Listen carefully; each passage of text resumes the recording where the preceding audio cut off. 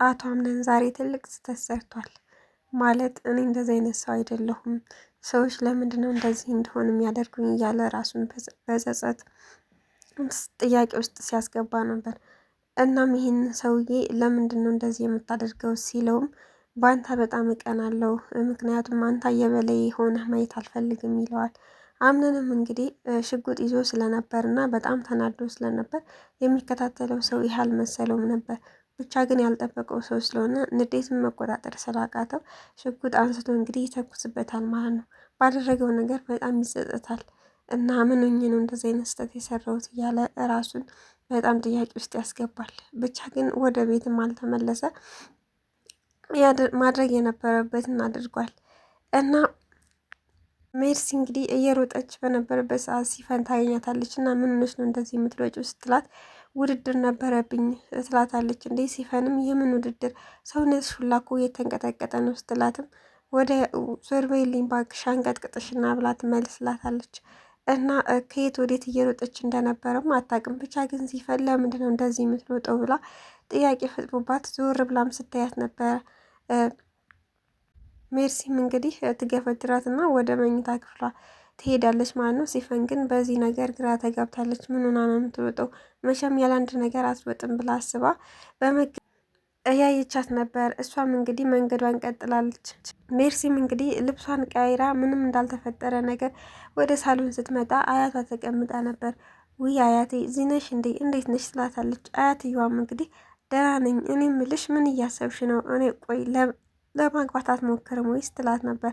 አያትየዋም አንዴም አግብቶ መፍታት እኮ አንዴ አግብቶ የፈታ እኮ ዳግመኛ ባያገባም ችግር የለበትም ትላታለች ማለት ነው። አያትየዋም እንግዲህ ቆይ የሰርጉን ወጪ እንደሆነ እኔ እችልሻለሁ ችግር የለውም ስትላትም እሷም እንግዲህ በመገረም አይ እኔ እንደዛ አልፈልግም፣ ማለት አግብቶ መውጣት ማለት የራስን ቤት መያዝ ነው ወይ እያለችም ስትመልስላት ነበር። አዎ አግብተሽ ከወጣሽማ የራስሽ ቤት ሊኖርሽ ይችላል፣ ብቻ ግን ለድግሱ ከሆነ ችግር የለውም ወጪውን እኔ እችልሻለሁ እያለች አያትየዋም እንግዲህ እየጠየቀቻት ነበረ። እሷም ለምን እንደዚህ ጠየቀችኝ ብላ ከጥገኝነት ለመላቀቅ ብላ አስባ ይሆን ብላ በመገረም ራሷንም ጥያቄዎች ስታስገባ ነበር። አያትየዋም በነገር እየነካካቻት መቼም ከጥገኝነት ሳይሻልሽ አይቀርም ትዳር ብትይዢ ያለቻትም ነበር። አቶ አምነንም እንግዲህ ወደ ቤት ከመሄዱ በፊት ያለው አማራጭ ለአንድ ጓደኛው ደውሎ እርዳታ እንዲያደርግለት መናገር ነበር። ያ ጓደኛውም ይመጣና ምን አድርገህ ነው አቶ አምነን ችግር አለ ወይ ሲለው አዎ ስህተት ሰርቻለሁ፣ አንድ ሰው በእጄ ጠፍቷል ይለዋል ማለት ነው። እሱም እንግዲህ እንዲህ ማድረግ አልነበረብም፣ ግን ደግሞ አሁን መጨነቅ ሳይሆን ወደ መፍትሄው መሄድ ነው ይለዋል። መፍትሄውም እንግዲህ ሰው ሳያያቸውና ሳይሰማቸው ይህን ሰውዬ መቅበር ነበር እና ሰውዬው አሁን የት ነው ሲለው መኪና ውስጥ አድርገዋለሁ ይለዋል አቶ አምነን። እናም የሆነ ቦታ ይሄዱና ሰውየውን ጉድጓድ በመቆፈር ይቀብሩታል ማለት ነው።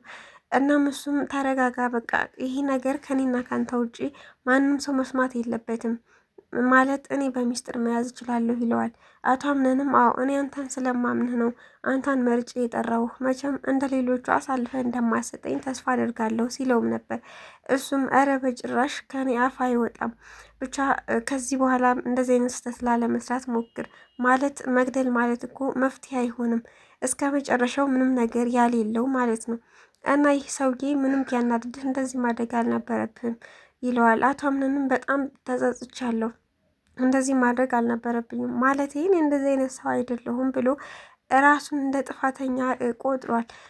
ምክንያቱም ይህንን በንዴት ስለሆነ ያደረገው ንዴቱን መቆጣጠር ስላልቻለ ይህን ነገር ለምን አደረግኩት ብሎ ጸጸት ውስጥ ነበረ። ብቻ ግን የሆነው ሆኗል ብለውም ጨራርሰው ወደ ቤት ይመለሳሉ። የአምነን ጸሐፊም እንግዲህ ቢሮ ውስጥ የተፈጠረውን ነገር ለአቶ አምነን ለማስረዳት ወደ ቤት ትመጣለች። ስትመጣም ሳሎን ላይ አያታቸው ተቀምጣ ነበር። እናም እኔ ምልሽ አያቴ አቶ አምነንም ማግኘት ፈልጌ ነበር፣ ቢሮ ውስጥ የተፈጠረ ነገር አለ ትላታለች። አያትየዋም እንግዲህ ምን ተፈጥሮ ነው ስትላትም የቢሮ ትልቁ ጠላታችን እከሌ ነው ብላ ስሙንም ትነግራታለች። ግን አንቺ ይሄን እንዴት አወቅሽ ስትላትም እኔ ብዙ ነገር አጣርቼ ነው የደረስኩበት፣ ስለዚህ ይህንን ነገር ለአቶ አምነን መናገር አለብኝ ስትል አቶ አምነንም በር ከፍቶ ይገባል። እሷም እንግዲህ ሰላም ሳይል ምንም ሳይል ስለነበር የገባው ተከትለውም ወደ መኝታ ክፍሉ ትሄዳለች። እዛም ትሄድና የተፈጠረውን ነገር ትነግረዋለች። አቶ አምነንም የሰራውን ጥፋት የሰራውን ስህተትም እሱን ሰውዬ እንደገደለውና በቃ ተናድጄ ስለነበረ ንዴትን መቆጣጠር ስላልቻልኩ ገደልኩት ይላታል። የአቶ አምነን ጸሐፊም ይህን ማድረግ አልነበረብህም ብቻ ግን በቃ ችግር የለውም ትልና ከዚህ በኋላ ምን ማድረግ እንዳለባቸው ይመካከራሉ። በቃ የሆነ ሆኗል። ከዚህ በኋላ አንቺ ቢሮ ውስጥ ማድረግ ያለብሽን ነገር አድርጊ፣ እኔ ደግሞ ሌላውን ጨርሰዋለሁ፣ ልጅቷንም በማገኝበት መንገድ አገኛለሁ ይልና የአቶ አምነን ጸሐፊን እንግዲህ ወደ ቢሮ ይመልሳታል። በቃ አንተም ተረጋጋ ትለዋለች። ሲፈንም እንግዲህ ሙስጠፋን እንደምትወደው ጮክ ብላ እየተናገረች ነበር።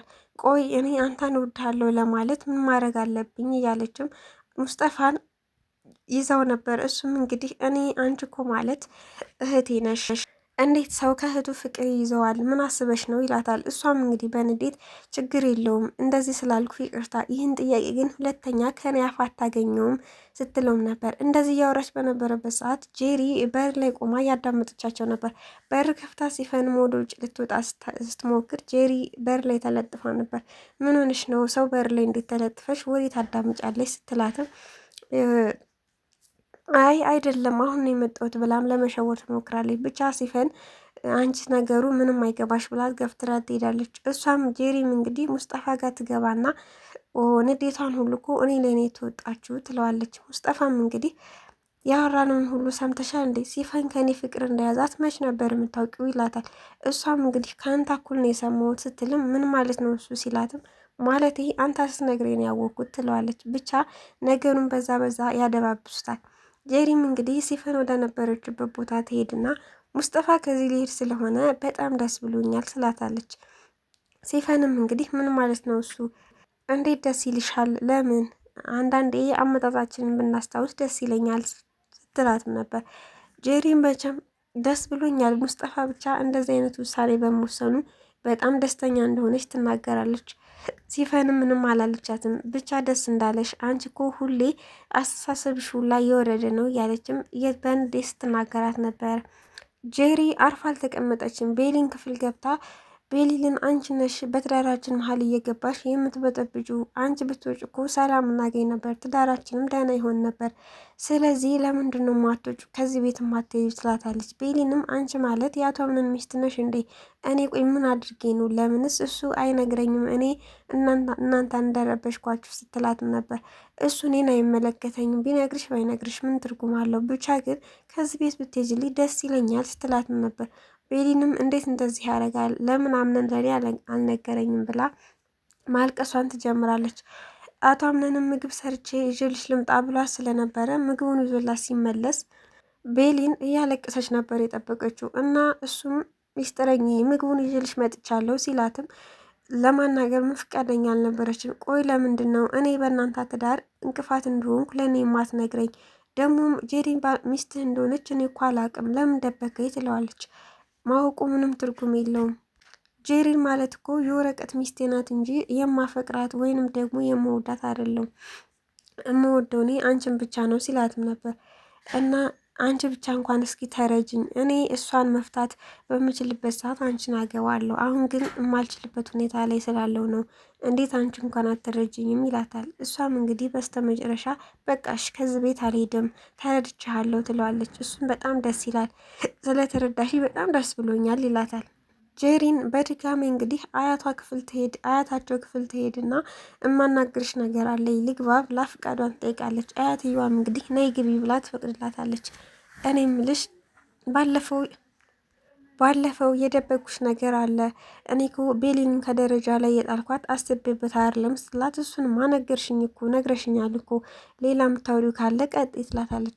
ቤሊን ማለት ልጄ እንዲወርድ ምክንያት የሆነችው እሷ ናት። እንዴት እሱን አወቅሽ? ስትላት በቃ አጣርቼ ደረስኩባት። ለዛም ነው ስላናደደችኝ የልጄ ሞት ምክንያቷ እሷ ስለሆነች ለዛ ነው እንደዚህ ያደረግኳት ስትላት ነበር። እና ይሄንን አቶ አምነን ያውቃሉ ወይ? እንዴት አልነገርሽም ስትላት፣ አይ ለእሱ አልነገርኩትም፣ በሰዓቱ ይህን ብነግረው በጣም ይናደዳል ብዬ ስላሰብኩ ለእሱ አልነገርኩትም ትላታለች። አያትየዋም እንግዲህ የማደርገውን ነገር እኔ ያውቃለሁ፣ እንዴት ልጅ አውርዳማ እኔ ዝም አልላትም ትልና በቃ አሁን ችግር የለውም ወደ ክፍል ሽይ ስላትና ጀሪም እንግዲህ ወደ ክፍሏ ትመለሳለች።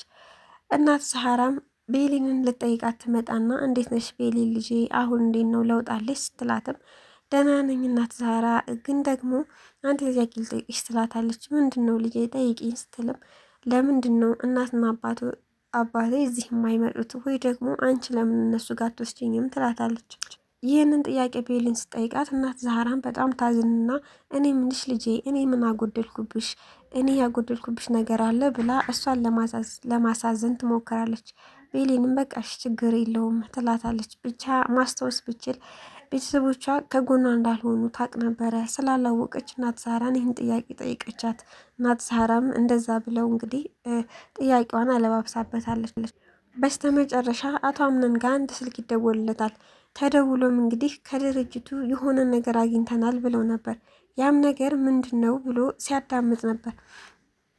ከአቶ አምነን ጀርባ ሆና ብዙ ነገር የምታደርገው እቤታቸው የተቀመጠችው ሲፈን እንደሆነች ይነገረዋል። ስልክም ሲያወራ ሙስጠፋ እየሰማ ስለነበረ ወይኔ ጉዴ ብሎ ሙስጠፋ እንግዲህ ራሱን ሲይዝ ነበር።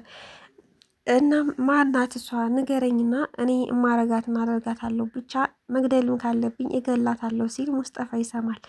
እናም እሷ ናት በቃ ይህን ሁሉ የምታቀነባብረው ብለውም ይነግሩታል።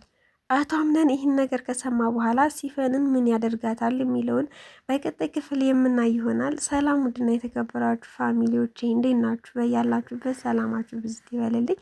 ላይክ፣ ሼር፣ ሰብስክራይብ እያረጋችሁ